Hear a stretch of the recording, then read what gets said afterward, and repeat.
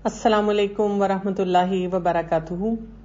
नहमदुहु व नुसल्ली अला रसूलिहिल करीम, अम्मा बाद, फ़अऊज़ु बिल्लाहि मिनश शैतानिर रजीम, बिस्मिल्लाहिर रहमानिर रहीम। रब्बिश्रह ली सदरी व यस्सिर ली अमरी वहलुल उक़दतम मिन लिसानी यफ़क़हू क़ौली। सबसे पहले आज की हदीस, रसूलुल्लाह सल्लल्लाहु अलैहि वसल्लम ने इरशाद फरमाया, साहिब कुरान से रोज़े क़यामत कहा जाएगा, कुरान पढ़ता जा और चढ़ता जा, और इस तरह आहिस्ता आहिस्ता तिलावत कर जिस तरह तू दुनिया में तरतील से पढ़ता था। बस तेरा मुकाम वो होगा जहां तेरी आखिरी आयत की तिलावत खत्म होगी। इस हदीस को हम में से अल्हम्दुलिल्लाह बहुत से लोग जानते हैं और समझते भी हैं। रमजान का ये जो महीना है और अब तो गिनती के कुछ दिन रह गए हैं, इसमें हमें अपनी तिलावत को ज्यादा से ज्यादा बढ़ाना है और इस नियत और इखलास के साथ पढ़ना है, तरतील के साथ पढ़ना है। तरतील क्या होता है? ठहराव के साथ, जमाव के साथ, उसके पूरे रूल्स के साथ पढ़ना है। यानी हम कुरान शरीफ पढ़ते हुए यानी ये देखें कि हमारे मखारिज की अदायगी सही हो। ये ना सोचें कि हमने एंड ऑफ रमजान बताना है कि मैंने 2, 3, 4 कितने कुरान खत्म किए। जो भी पढ़ें उसको अच्छे अंदाज में पढ़ें और अपने बच्चों को भी यही गाइड करें। आज हम इंशाल्लाह 17th पारा शुरू करेंगे और इसमें हम सूरह अल-अंबिया से इब्तिदा कर रहे हैं। बिस्मिल्लाहिर्रहमानिर्रहीम। इक़्तरब लिन्नासि हिसाबुहुम वहुम फी गफलतिन मुअरिदून। लोगों के हिसाब का वक्त करीब आ गया है, फिर भी वो बेखबरी में मुंह फेरे हुए हैं। सूरह अल-अंबिया जैसे कि नाम से हमें पता चलता है नबियों के बारे में है और इसमें अंदाजन कोई 17 जो डिफरेंट अंबिया हैं उनके बारे में बात की जा रही है। और यहाँ पे बात का आगाज किस चीज से किया जा रहा है कि लोग क्या कर रहे हैं, अल्लाह से दूर होते चले जा रहे हैं। यानी हिसाब का वक्त करीब आता जा रहा है और लोगों का हाल ये है कि वो उस हिसाब को समझने के बजाय उससे दूर होते जा रहे हैं। जैसे आप देखें कि जब एग्जाम्स का वक्त करीब आता है कॉलेज, स्कूल, यूनिवर्सिटी में, तो बच्चे क्या करते हैं कि टीचर्स से ज्यादा अटैच होते हैं। टीचर्स भी अपने आप को ज्यादा अवेलेबल कर लेते हैं। बच्चे एकेडमीज का रुख करते हैं, यानी एक्स्ट्रा स्टडीज का रुख करते हैं। लेकिन अल्लाह सुब्हानहू तआला कह रहे हैं कि जैसे जैसे हमें पता भी चल रहा है कि हमारे जाने का वक्त करीब आ रहा है, जैसे लोग बर्थडेज तो मनाते हैं, बड़ी खुशियां मनाते हैं कि मैं 1 साल और आगे बड़ा हो गया, लेकिन जो करने का काम है उसकी तरफ तवज्जो नहीं देते। तो थोड़ा सा देखते हैं कि किन किन चीजों का हिसाब है। जैसे पहले तो 3 हमारे कब्र के सवाल है ना, और उनके बारे में हमने क्या सोचा, क्या हमने उनको सीरियसली लिया, क्या हमने उनके बारे में गौर फिक्र किया। 3 सवाल कौन से हैं? मन रब्बुक, तुम्हारा रब कौन है? मा दीनुक, तुम्हारा दीन क्या है? मन नबीयुक, और तुम्हारे नबी सल्लल्लाहु अलैहि वसल्लम उनके बारे में पूछा जा रहा है कि वो कौन है। तो आप देखें कि इन सवालों के जवाब क्या हैं। याद रखिएगा कि इस्लाम में जो भी सवाल हैं उनके जवाब लिप सर्विस पे नहीं है कि आपने जुबानी कोई जवाब दे दिया, आपने ये सवाल अभी मुझसे सुन लिया, आपके पास किताबें पढ़ी हुई हैं, कुरान पढ़ा हुआ है, आपने कोई भी तफसीर खोली और वहां से ये जवाब सुने और आपने कहा कि हाँ जी मुझे तो ये जवाब आते हैं और बस देखना मैंने तो फौरन इनको सबको लिखना है और बस कोई मसला ही नहीं है ना, not such a big deal. बात यह है कि ये वो सवाल हैं जो आपकी लाइफ के साथ इंटीग्रेटेड होंगे तो आपको इनके जवाब आते होंगे। यानी ये जवाब हमारे कॉन्शियस माइंड से नहीं आएंगे, ये जवाब हमारे सब कॉन्शियस माइंड से आएंगे कि जब हम अल्लाह सुब्हानहू तआला को अपना रब मानेंगे और सारा दिन हम बहुत से मामलात में जब उलझे हुए होते हैं तो हम ये नहीं करेंगे कि अब मुझे रिलीजियस उसमें गेटअप में आना है और अब मुझे अपने दुनिया के मैटर्स की तरफ चले जाना है। हमारे नजदीक ये एक होलिस्टिक अप्रोच होगी कि मैं जो भी कर रही हूँ मैं अपने रब को याद कर रही हूँ हर मौके पे। तो रब को जानना, रब को समझना, रब के उसके बताए हुए सिस्टम के मुताबिक जिंदगी गुजारना, यहां से हमें जवाब मिलेगा। दूसरा, मा दीनुक, हमारा दीन क्या है। देखिए जब हम बाकी अध्यान के बारे में पढ़ते हैं तो हम कहते हैं वो रिलीजन्स हैं, ठीक है। लेकिन जब हम इस्लाम की बात करते हैं तो यहाँ पे हम स्ट्रेस देते हैं एक चीज पे, ये क्या है? Way of life. दीन का क्या मतलब होता है? Way of life. आप दीन को कंपार्टमेंटलाइज नहीं करते कि आप किसी रिलीजियस गैदरिंग में गए तो सर पे दुपट्टा रख लिया और जब आपने फिर अपने डे टू डे काम करने हैं तो अब आप हिप हॉप बन गए। नहीं, ये बात नहीं है। दीन वो है कि आपकी पूरे लाइफस्टाइल में वो चीजें शामिल हैं, आप उनको ले लेकर चल रहे हैं। और तीसरी चीज, رسول اللہ صلی اللہ علیہ وسلم کو جاننا، آپ صلی اللہ علیہ وسلم کے اسوہ حسنہ کو سمجھنا، آپ صلی اللہ علیہ وسلم کی اطاعت اور اتباع کرنا، ان پیرامیٹرز کو سمجھنا. تو قبر کے یہ 3 سوال ہیں، اور ہمیں یہاں پہ یہ احساس دلایا جا رہا ہے کہ کیا ہم نے ان سوالوں کی تیاری کی ہے. اب آپ دیکھیں رمضان کا ٹائم جہاں پر ہم اپنے آپ کو ریچارج کرتے ہیں، قرآن پاک کی تلاوت کرتے ہیں، تفسیر سنتے ہیں، دورہ قرآن اٹینڈ کرتے ہیں، خود بھی پڑھتے ہیں، ٹی وی پہ بھی اگر آپ دیکھیں کچھ لوگ دیکھتے ہیں تو بہت سے ایسے پروگرامز آ رہے ہوتے ہیں. تو ہم لگاتار یہ سوچیں کہ میرے لائف سٹائل میں کوئی چینج تو آئے، میں کوئی تو چیز ایسی اب کرنا شروع کروں جو مجھے ان سوالوں کے لیے تیار کرے، کیونکہ قبر سے ہم سب کو بہت ڈر لگتا ہے، لیکن وہاں پہ جو تیاری کرنی ہے اس کے لیے ہم سوچتے ہی نہیں ہیں. پھر اس کے بعد 5 اور میجر سوال ہیں جو ہم سے آگے جا کر ہونے ہیں، اور وہ کون سے ہیں؟ ہماری زندگی کے بارے میں سوال ہونا ہے، ہماری جوانی کے بارے میں سوال ہونا ہے، علم کے بارے میں سوال ہونا ہے، پیسے کے بارے میں سوال ہونا ہے. اور ان سوالوں میں بیسک چیز کیا آنی ہے؟ یعنی کہ پیسہ ہے، علم ہے، وہ کیسے حاصل کیا اور اس کو کہاں پہ کس طرح سے استعمال کیا. یعنی علم جو ہے وہ نفع بخش علم جو ہے، جو بھی قرآن پڑھا تو اس کو سمجھنے کے بعد اپلائی کیسے کیا. ورلڈلی نالج بھی ہے تو اس کی اپلیکیشن کہاں ہوئی، سچائی کے ساتھ سارے کام کیے کہ نہیں کیے، اس کی پروڈکٹیوٹی کیا دی. پیسہ ہے تو کیا رزق حلال ہے، اور جو رزق حلال ہے اس کا بھی استعمال کیا تھا. اسی طرح جوانی کا سوال، آپ دیکھیں بہت سے ینگسٹر جو ہیں وہ جوانی میں یہی سوچتے رہتے ہیں ابھی تو ہماری عمر انجوائے کرنے کی ہے. پیرنٹس کا بھی اکثر یہی کانسیپٹ ہوتا ہے، وہ اکثر بچوں کے بارے میں یہی کہتے رہتے ہیں جوانی تو دیوانی ہوتی ہے، بچے تو جوانی میں ایسے ہی ہوتے ہیں. ہم نے ازیوم ہی کر کے رکھ لیا ہے کہ جوانی میں سب کو ایسا ہونا چاہیے. سورہ کہف میں ہم نے دیکھا کہ وہ نوجوان ہی تھے جو کہ غار میں چلے گئے. یعنی ہم نے جیسے ٹین ایجرز کو وہ چھوئی موئی بنایا ہوا ہے اور ان کو یہی سوچا ہوا ہے کہ ان کو ایسا ہی لا والا سا ہونا چاہیے. ہم ان کو یہ سوچ ہی نہیں دیتے ہیں کہ تم لوگ قرآن کو پڑھو، سمجھو، اپنی لائف کو سٹریم لائن کرو. جو ہم بندشیں لگاتے بھی ہیں نا وہ صرف اپنی انسیکیورٹیز کی وجہ سے لگاتے ہیں، ان کو اللہ کا بندہ بنانے کے لیے بہت سارے کام ہم نہیں کر رہے ہوتے. تو جوانی کا سوال ہونا ہے، کیونکہ that is the peak time. تو یہاں پہ اللہ سبحانہ و تعالیٰ ہمیں یہ احساس دلانے کے بعد اب ہم دیکھتے ہیں کہ آگے کچھ ایسی باتیں بتا رہے ہیں کہ لوگ کیوں اس سوال کی تیاری نہیں کرتے. اس لیے کہ جو پیغام انبیاء لے کر آئے انہوں نے ان کا مذاق ہی اڑایا، وہ اس پیغام کو ایکسپٹ کرنے کے لیے تیار ہی نہیں تھے. تو وہ کیسی باتیں کہتے تھے؟ مثلاً کہ جو پیغمبر ہیں انہوں نے خود سے خود باتوں کو گھڑ لیا ہے، یا یہ کوئی شاعری کی بات ہے، کوئی مجموعہ ہے، یا یہ کہ یہ جادوگری کی بات ہے. پھر معجزے مانگنا شروع کر دیتے تھے، ایسے ایکسکیوزز لے کر آتے تھے جس کی وجہ سے جو پیغام ہے اصل اس کی اہمیت کو وہ بالکل ڈاؤن کر دیتے تھے. آیت نمبر 10 میں اسی لیے اللہ سبحانہ و تعالیٰ ہمیں کیا بتاتے ہیں؟ لقد انزلنا الیکم کتابا فیہ ذکرکم افلا تعقلون. بہت خوبصورت بات یہاں کی گئی ہے، یقیناً ہم نے تمہاری جانب کتاب نازل فرمائی ہے جس میں تمہارے لیے ذکر ہے، کیا پھر بھی تم عقل نہیں رکھتے؟ یعنی یہ جو کتاب ہے، قرآن ہے، یہ کیا ہے؟ یہ ہمارا ذکر ہے. This is about me, this is about my life. یعنی ہم یہ نہ سوچیں کہ وہ 1400 سال پہلے جو لوگ تھے اور ان کے زندگی کے جو ایشوز تھے قرآن ہمیں صرف ان کے بارے میں بتا رہا ہے. نہیں، قرآن میری بات کر رہا ہے. اچھا، یہ ایک ہیومن سائیکی ہے ہماری، جہاں مجھے لگتا ہے میرا نام آ گیا مجھے بڑی خوشی ہوتی ہے، جہاں پہ مجھے لگتا ہے میری واہ واہ ہے، میری امپورٹنس ہے، میرے بارے میں بات کی جا رہی ہے. ان گیدرنگز کا ہم حصہ بننا چاہتے ہیں، ان جگہوں پہ ہم جانا چاہتے ہیں. اگر آپ کو کوئی بتائے کہ وہ کوئی تمہارا ذکر کر رہا تھا تو اب ہمارے اندر نا وہ ایک عجیب سی فیلنگ آتی ہے کہ ہائی بتا بھی دے کہ کیا کہا تھا. اور اسپیشلی اگر کسی نے کوئی ایسا انڈیکیشن دیا ہو کہ وہ تمہارا بڑا اچھا ذکر کر رہی تھی، تمہارے بارے میں بات کر رہی تھی. اب ہم جاننا چاہ رہے تھے کہ ایگزیکٹ کیا بات ہو رہی تھی. اپنا ذکر اچھا لگتا ہے. آج کل کے دور میں جو سوشل میڈیا کے ساتھ لوگ ایڈکٹڈ ہیں وہ کیوں ہے؟ فیس بک پہ آپ نے کوئی پوسٹ ڈالی اور وہاں لوگوں نے بہت ساری لائکس کی، ہٹس کی، کمنٹس کی، وہ آپ کو پڑھ پڑھ کے اتنا مزہ آتا ہے. اور یہ کتنا بڑا فتنہ ہے کہ جو مرضی آپ نے چیز ڈالی ہے لوگ آپ کی تعریفوں کے پل باندھ رہے ہیں. اور اسی لیے آپ دیکھیں کہ کبھی کبھار کوئی نیگیٹو کمنٹ آ جائے تو کتنا برا لگتا ہے. اسی لیے لوگ اسنیپ چیٹ پہ، انسٹاگرام پہ اور باقی یہ سوشل میڈیا اکاؤنٹس پہ اسی لیے بہت زیادہ گلوڈ ہے کہ وہ ہمارا ذکر ہمیں لگتا ہے.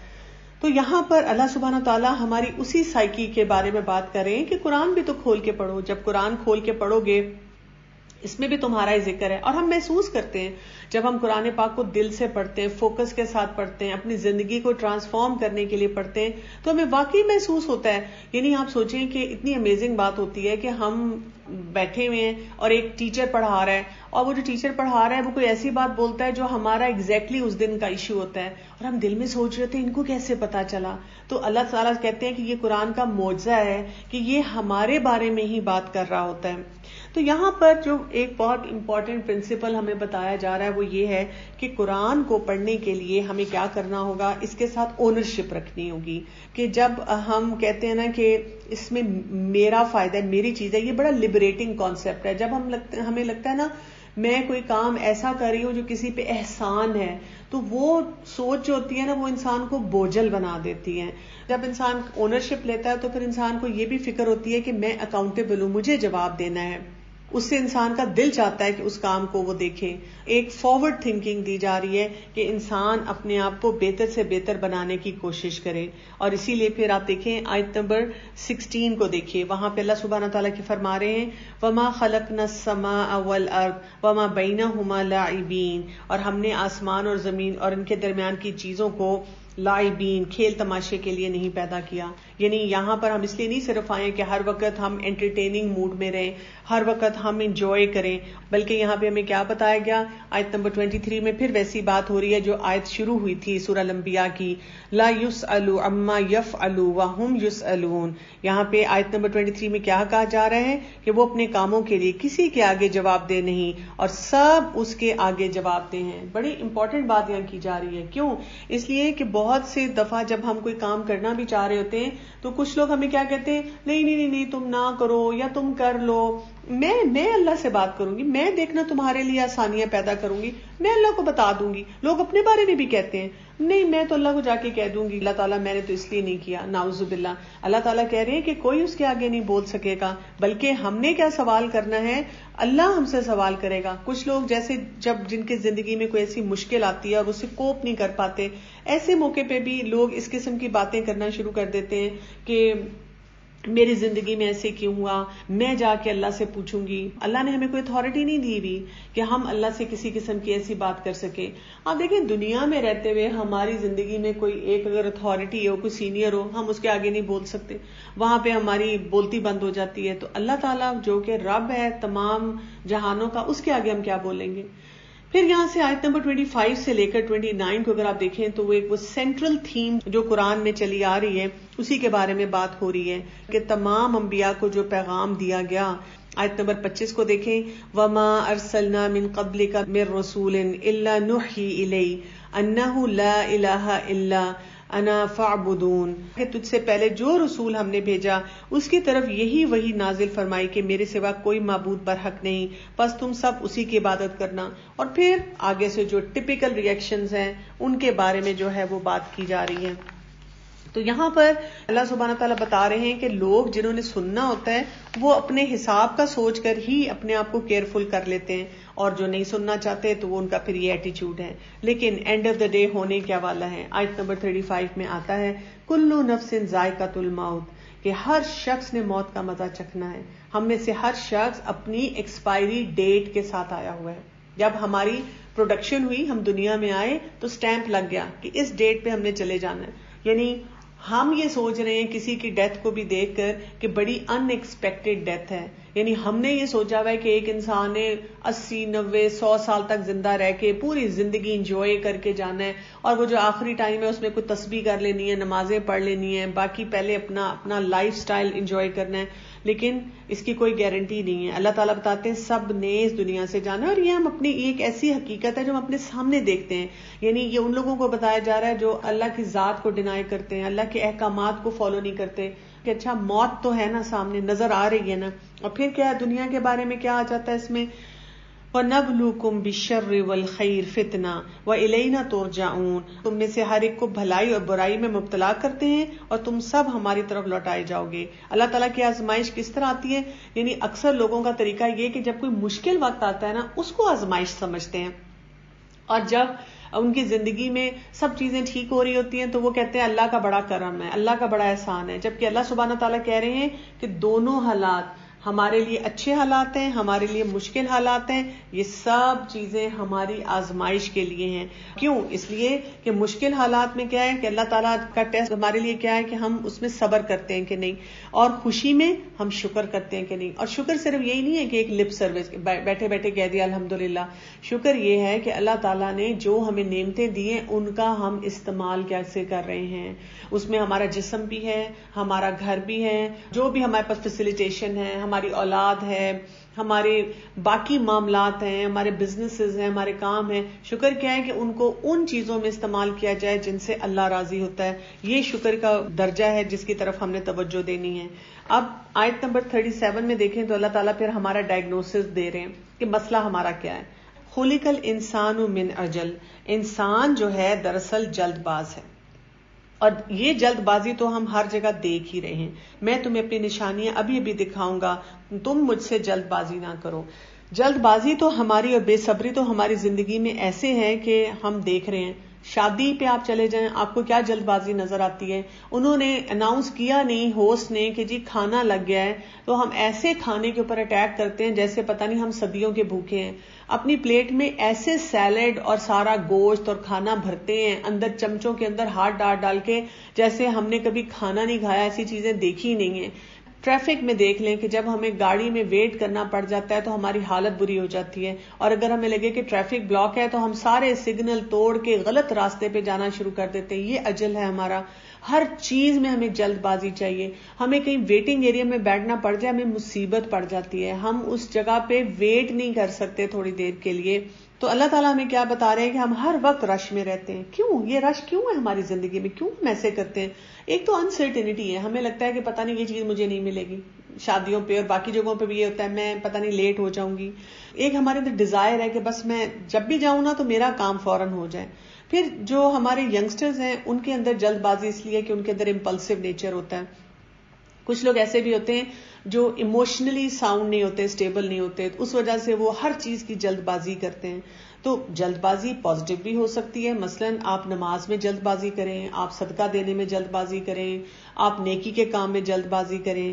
لیکن ہمارا مسئلہ کیا ہے کہ ہم جلد بازی وہاں کرتے ہیں جہاں پر اب ہمیں تھوڑا سا پرسکون ہونا چاہیے، وہاں پہ ہمیں تھوڑا سا ذرا غور و فکر کرنا چاہیے. آگے ہم تھوڑا سا چلیں، آیت نمبر 51 سے لے کے 71 تک اللہ سبحانہ و تعالیٰ ہمیں ابراہیم علیہ السلام کا پورا واقعہ جو ہے وہ بیان کر رہے ہیں. ابراہیم علیہ السلام کے واقعات ہم دیکھتے ہیں کہ ویسے ہی بہت خوبصورت اور ایسے ہیں جو ہمیں یہ احساس دلاتے ہیں یہ شرک سے اپنے آپ کو بچانے کے لیے کیا کیا کام کرنے ہیں. یقیناً ہم نے اس سے پہلے ابراہیم کو اس کی سمجھ بوجھ بخشی اور ہم اس کے احوال سے بخوبی واقف ہیں، جبکہ اس نے اپنے باپ سے اور اپنی قوم سے کہا کہ یہ مورتیاں جن کے تم مجاور بنے بیٹھے ہو کیا ہیں. انہوں نے اپنے والد سے کوشچن کیا، انہوں نے باقی لوگوں سے کوشچن کیا. obviously ایک کانفلکٹ چلنا شروع ہو گیا. جب وہ اپنے پہلے گھر والوں سے پوچھتے رہے وہ کسی طرح سے بھی ماننے کے لیے تیار نہیں تھے. پھر انہوں نے ابراہیم علیہ السلام نے ایک چال چلی اور انہوں نے کیا کیا، جب سارے لوگ کسی کام سے گئے ہوئے تھے تو انہوں نے ان کے ٹکڑے کر دیے، اور جس سے ٹکڑے کیے تھے اس کو، جو ان کا ایک بڑا بت تھا جس کو انہوں نے زندہ چھوڑا، اس کے گلے میں ڈال دیا. لوگ واپس آئے، بہت اپسیٹ ہوئے. جب انہوں نے ابراہیم علیہ السلام سے کوشچن کیا تو ابراہیم علیہ السلام نے بڑا لاجیکل سا جواب دیا کہ یہ جو آپ کا بڑا بت ہے آپ اس سے پوچھ لیں، اگر آپ کہتے ہیں خدا ہے تو آپ اس سے پوچھ لیں، یہ کیوں نہیں آپ کو بتائے گا. اور ان لوگوں نے غصے میں آ کے پھر کیا کیا کہ انہوں نے ایک بڑا سا الاؤ جلایا اور اپنے بادشاہ تک بات پہنچائی، اور انہوں نے کہا کہ اب ہم یہاں پہ ان کو ختم کر دیں گے. آیت نمبر 69 میں بہت خوبصورت بات آتی ہے، قلنا یا نارو کونی بردم وسلام علی ابراہیم. ہم نے فرما دیا اے آگ تو ٹھنڈی پڑ جا اور ابراہیم کے لیے سلامتی اور آرام کی چیز بن جا. اس واقعے سے اور خاص طور پہ اس چیز سے ہمیں کیا چیز سمجھ آتی ہے؟ ایک تو ہمیں یہ سمجھ آتی ہے کہ جب ہم نے کسی کو کنونس کرنا ہے تو ہمیں تھوڑے سے اسمارٹ طریقے بھی آنے چاہیے. اسپیشلی اگر آپ ینگسٹر سے بات کر رہے ہیں، ایسے لوگوں سے بات کر رہے ہیں جن کا بھی ٹیسٹ ہی نہیں ہے نا دین کو سمجھنے کا، تو اگر آپ ان کو بہت اسٹریٹ فارورڈ قسم کی بات بتاتے ہیں تو سمجھنے کے لیے تیار نہیں. تو لاجیکل طریقے سے بھی آپ لوگوں کو ایکسپلین کر سکتے ہیں. میرے ساتھ تو اکثر ہوتا ہے کہ جب میں ینگسٹرز کے ساتھ ڈیل کرتی ہوں، ان کو پردے کا بتاؤ، ان کو اور کوئی اللہ کے احکامات کے بارے میں بتاؤ، ایون نماز کا بتاؤ، تو وہ سننے کے لیے کئی دفعہ تیار نہیں ہوتے. تو اگر آپ دنیا کی ریسرچز لے جائیں, آپ ان کو کہیں اچھا چلو جی ریسرچ کرتے ہیں, اچھا جی کیا آج کل مائنڈ فلنس ایک ٹرم آ گئی ہے, اچھا جی میڈیٹیشن ایک ٹرم آ گئی ہے, اچھا یہ ایک ٹرم آ گئی ہے, اس میں وہ کیا فائدے بتا رہے ہیں. تو الحمدللہ ہمارا دین تو ہمیں ویسے ہی 5 دفعہ یہ چیز سکھاتا ہے. اور اسی طرح کوئی بھی ٹاپک آپ پکڑ لیں, اگر آپ اس کے اوپر ان کو لاجیکلی بھی چیزیں ایکسپلین کرتے ہیں تو ان کو لگتا ہے ہاں بھی یہاں پہ تو پوائنٹ ہے ویلڈ. دوسری بات ہمیں یہاں سمجھ آتی ہے کہ جب ابراہیم علیہ السلام کو انہوں نے آگ میں پھینکا تو اللہ سبحانہ تعالیٰ نے کیا کہا, اسی آگ کو ٹھنڈا کروا دیا. یہاں سے ہمیں یہ پتا چلتا ہے ہمارا کام کیا ہے. ہمارا کام یہ ہے کہ کسی بھی سچویشن میں ہم اپنے رب کی بات مانیں, جو اللہ کا حکم ہے ہم اس کے آگے جھکیں. اور جب ہم اللہ کے حکم کے آگے جھکتے ہیں نا تو اللہ تعالیٰ یہ جو ساری کائنات ہے نا, جتنے نیچرل فورسز ہیں, یہ لاز ہیں, یہ سب اللہ کے کنٹرول میں ہیں. اور اللہ تعالیٰ جس کو چاہے بدل سکتا ہے ہمارے لیے. اللہ تعالیٰ کے خزانوں میں کوئی کمی نہیں ہے. اللہ تعالیٰ نے اگر ہمیں بچانا ہے تو وہ سارے لاز کو آرڈر دے دے گا کہ یہ اس طرح سے جانا شروع ہو جائیں. جیسے آپ دیکھیں کہ کچھ لوگ کیا کام کرتے ہیں, مثلا انہوں نے کہیں جانے کے لیے ویزا لگوانا ہے. اچھا ویزا لگوانے کے لیے ان کو اتنا ڈر ہوتا ہے کہ اگر ہمارا کوئی ٹپیکل ہولیا ہوا تو اس کی وجہ سے ہمیں ویزا نہیں ملے گا. یا جاب کے لیے جاتے ہیں تو پھر بھی اماں کہہ دیتی ہیں بیٹا ذرا داڑھی تھوڑی سی چھوٹی کر لو, یہ ذرا شلوار تھوڑی سی بھی نیچے کر لو, پینٹ کو ذرا ٹھیک کر لو, اپنا ہولیا ٹھیک کر لو. شادی ہوتی ہے تو پھر بھی اماں ابا کہہ دیتے ہیں بیٹا ابھی حجاب نہ پہنو, دوپٹہ اتار لو, بعد میں پہن لینا, کوئی بات نہیں. اگر وہ انسان اس وقت اس پریشر میں آ کے یہ چھوڑ دے تو کیا ہوتا ہے, ایک چیز چھٹتی نہیں ہے تو اس کے ساتھ لائن لگی ہوتی ہے کتنی اور چیزوں کی چھٹنے کی. یہی تو امتحان کے مواقع ہیں کہ ہم اپنی بات پہ جمے رہیں. آپ یہ سوچیں اس وقت کہ یہ جو نوکری ہے نا یہ مجھے فلاں شخص نے نہیں دینی, جو دینی ہے نا وہ اللہ نے دینی ہے, اور یہ مجھے مل کے رہے گی اگر میرے لیے ہوئی. یہ ویزا جو ہے نا اگر میری قسمت میں فلاں جگہ جانا ہوا اور وہاں کا سارا ساز و سامان ہوا تو میں اللہ کے حکم کے مطابق بھی چلوں تو وہ مجھے مل جائے گا. اسی طرح سے شادی کے موقع کے لیے سوچیں, داڑھی اور یہ حجاب اور یہ چیزیں کوئی انٹرفیئرنس نہیں ہے. اگر کسی نے مجھے پسند کرنا ہوگا نا اور اللہ نے میری قسمت میں رکھا ہوگا نا تو وہ چیز مجھے مل کر رہے گی. تو اللہ کے حکم سے اپنے آپ کو دور نہیں کرنا چاہیے, اپنے آپ کو بچا کے رکھنا چاہیے. پھر ہم تھوڑا سا آگے چلتے ہیں تو ہم دیکھتے ہیں کہ یہاں پر ایک واقعہ آ رہا ہے آیت نمبر 78 سے 82 میں, داؤد علیہ السلام اور سلیمان علیہ السلام کا. داؤد علیہ السلام جو تھے اور سلیمان علیہ السلام یہ انبیاء تھے, اور یہ وہ انبیاء تھے جن کو اللہ تعالیٰ نے بادشاہت بھی دی تھی, اور بادشاہت بھی بڑی یونیک قسم کی دی تھی. یعنی باقی انبیاء کے بارے میں یوزلی جب ہم پڑھتے ہیں تو ان کی زندگی میں بہت مشکلات تھیں, لیکن جب ہم داؤد علیہ السلام اور سلیمان علیہ السلام کے بارے میں پڑھتے ہیں تو اللہ تعالیٰ نے ان کو بہت نوازا ہوا تھا. داؤد علیہ السلام کے سامنے ایک واقعہ آیا, ایک کھیت میں کوئی بکریاں چلی گئیں, وہ کھا گئیں اور وہ جھگڑا آیا, تو داؤد علیہ السلام اس کا فیصلہ کر رہے تھے, اور اس پر سلیمان علیہ السلام نے ان کو اس کے اندر کچھ مزید گائیڈنس دی کہ آپ اس طرح نہیں اس طرح سے مسئلے کو حل کر لیں. تو یہاں پہ اللہ سبحانہ تعالیٰ جو ہمیں ایک امپورٹنٹ میسج دینا چاہ رہے ہیں وہ یہ ہے کہ ضروری نہیں ہے کہ ہر دفعہ کوئی عقل مندی کی بات کسی بڑے سے ہی آتی ہے. کبھی کبھی جو چھوٹے ہوتے ہیں آپ سے عمر میں وہ بھی کوئی اچھی بات بول سکتے ہیں, اچھا مشورہ دے سکتے ہیں. تو انسان کو وہاں پہ انا میں نہیں آ جانا چاہیے کہ جی یہ چھوٹے ہیں اور یہ ہمیں سمجھائیں گے, آج کل کی نوجوان نسل ہمیں سمجھائے گی. اگر وہ صحیح لاجیکل بات کہہ رہے ہیں تو ان کی بات جو ہے ان کو بھی سن لینا چاہیے. اس کے بعد آپ دیکھیں آیت نمبر 83-84 میں آگے جو آ رہا ہے, اب ایوب علیہ السلام کا واقعہ آ رہا ہے. اب دیکھیں گلمسز آ رہی ہیں, اس میں ایوب علیہ السلام کے بارے میں ہمیں یہ بتانا چاہیے. جیسے اب ہم سلیمان علیہ السلام, داؤد علیہ السلام کے بارے میں پڑھے تو لوگ کہتے ہیں ہاں جی وہ تو اللہ کے شکر گزار بندے ہوں گے ہی نا, اتنا کچھ اللہ نے انہیں نوازا ہوا تھا تو ان کو کیا مشکل تھی, انہوں نے تو اللہ کا ہر حکم ماننا تھا. یا آج کے دور میں بھی لوگ کہتے ہیں جی جی بالکل آپ کے پاس تو رہنے کا لائف سٹائل ہے نا, اور لائف سٹائل کے ساتھ تو قرآن بڑا اچھا لگتا ہے. لوگ اس قسم کی باتیں بھی کرتے ہیں کہ آج کل کا بڑا یہ ٹرینڈ ہو گیا ہے جی, یہ جو ایلیٹ کلاس کی خواتین ہیں انہوں نے برانڈیڈ جوتے پہنے ہوئے ہیں, برانڈیڈ بیگز پکڑے ہوئے ہیں, یہ جی درسوں پہ جاتی ہیں, ہاں جی پیٹ بھرا ہوا ہے نا, جی جی سب کچھ ہے, ان کو کوئی سٹرگلز نہیں ہے نا ان کی لائف میں, اس لیے وہ یہ کام کر رہی ہیں. تو یہاں پہ اب اللہ سبحانہ تعالیٰ نے ہمیں اپنے ایک پیارے نبی کی مثال دی, ایوب علیہ السلام. ایوب علیہ السلام جو تھے اللہ تعالیٰ نے ان کو بہت نوازا, بیوی اور اولاد بھی بہت زیادہ تھی, پھر ان کا بزنس بے تحاشا تھا, بڑا ویل سیٹل لائف سٹائل تھا. وہ اللہ کے شکر گزار تھے اور اللہ کی شکر گزاری میں زندگی گزار رہے تھے اور دعوت کا کام کر رہے تھے. پھر اللہ سبحانہ تعالیٰ نے ان کو آزمایا, اور ان کی جو آزمائش آئی تو پہلے ان کے سارے بچے ختم ہو گئے, پھر اس کے بعد ان کا بزنس سارا ڈاؤن ہوا, پھر اس کے بعد ان کی بیوی بھی ان سے الگ ہو گئی، اس کے بعد ان کو اس قدر بری بیماری ہوگی، پوری ان کی باڈی جو ہے خراب ہوگی کہ شہر کے لوگوں نے ان کو شہر سے باہر جو ہے وہ نکال دیا. آخر میں جب وہ بہت مشکل میں تھے تو انہوں نے اللہ سے کیا دعا مانگتے ہیں، انی مسنی الضر وانت ارحم الراحمین، کہتا ہے کہ اے میرے پروردگار مجھے یہ بیماری لگ گئی ہے اور تو رحم کرنے والوں سے زیادہ رحم کرنے والا ہے. کیا ہمیں یہاں پتہ چلتا ہے؟ انہوں نے یہ نہیں کہا کمپلین کہ اللہ تعالیٰ یہ میرے ساتھ کیا ہو گیا، میں نے کیا کیا تھا، کون سا گناہ کیا تھا. بس انہوں نے کہا اللہ تعالیٰ یہ مجھے بیماری بھی ہے اور تو رحم کرنے والا ہے. But that's it. یہ اللہ کے فیصلوں میں سے ہے کہ اللہ تعالیٰ کس طرح سے اس مسئلے کو سلجھاتا ہے اور اس کو حل کرتا ہے.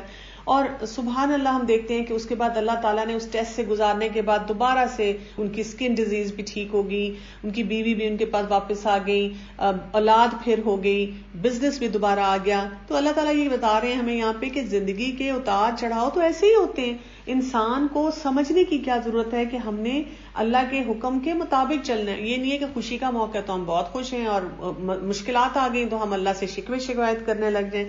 وہاں پہ بھی ہم کہ میرے رب تیرا شکر ہے، تو نے ابھی بھی بہت نعمتوں سے نوازا ہوا ہے. ایک اور بہت خوبصورت دعا آ رہی ہے کہ یونس علیہ السلام کی دعا جو انہوں نے مچھلی کے پیٹ میں مانگی تھی، آیت نمبر 87 میں آ رہی ہے، لا الہ الا انت سبحانک انی کنت من الظالمین، کہ الہی تیرے سوا کوئی معبود نہیں اور تو پاک ہے اور بے شک میں ہی ظالموں میں سے ہوں. اس دعا کے بارے میں ہم دیکھتے ہیں رسول اللہ صلی اللہ علیہ وسلم نے یہ فرمایا تھا کہ یہ دعا جو ہے اس کو پڑھنے سے کیا ہے، انسان مشکل سے مشکل وقت میں جب یہ دعا پڑھے تو کیا ہوتا ہے کہ اس کی دعا ضرور قبول ہو جاتی ہے. یہ ہمارے لیے اس وقت چیلنج یہ بن چکا ہوا ہے کہ لوگ اس دعا پہ فوکس کرنے کی بجائے کیا کرتے ہیں، کوئی پوچھتا ہے اس کو کتنے لاکھ دفعہ پڑھنا ہے، کیا تسبیح کو پانی کے اندر رکھ کے پڑھنا ہے، کوئی پوچھتا ہے اس کو 1 گو میں پڑھنا ہے. دیکھیں یہ دعا ہمیں کیا بتا رہی ہے کہ ہم اس میں اظہار کیا کر رہے ہیں نا، تھوڑا سا اس پہ غور کریں. لا الہ الا انت سبحانک، کہ نہیں کوئی الہ مگر تو. اس میں ہم اپنی توحید کا اظہار کر رہے ہیں. ہم یہ بتا رہے ہیں کہ میرے رب جو تو کرنے پہ قادر ہے وہ کوئی نہیں کر سکتا. اور کیا ہے، انی کنت من الظالمین، مجھ سے ہی کوئی غلطی ہوئی ہوگی، میں نے ہی کوئی گناہ کیا ہوگا، میں نے ہی کوئی چیز چھوڑی ہوگی میرے رب جس کی وجہ سے میری زندگی میں یہ مشکلات جو ہیں وہ آ رہی ہیں. بہت خوبصورت انداز میں یہ دعا جو ہے یہ مانگی جاتی ہے. اور جب انسان یہ مانگتا ہے، جب اپنی بے بسی کا اظہار کرتا ہے تو اللہ تعالیٰ کی رحمت جو ہے نا وہ جوش میں آتی ہے. تو اس لیے جب آپ کسی قسم کی مشکل میں بھی ہوں اس وقت اس دعا کو بہت زیادہ کثرت سے پڑھنے کی ضرورت ہے.